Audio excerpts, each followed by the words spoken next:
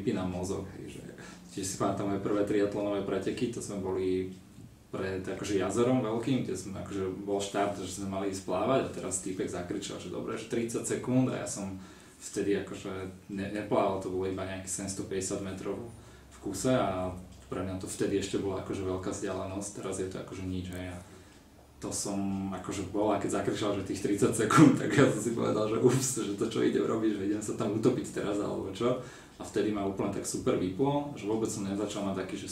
stres, ale úplne ma tak vyplo a že proste musím sa tam dať a prežiť to nejako a dal som to aj. A to isté potom, keď som mal nejakú prednášku a podobne, že človek začne mať také stresy a už zrazu, keď dojde preto,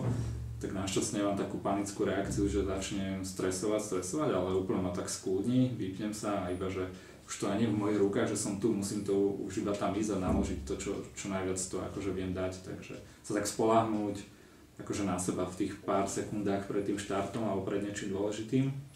nestresovať a iba to vypnúť, že všetko som preto spravil, čo viem a ísť do toho.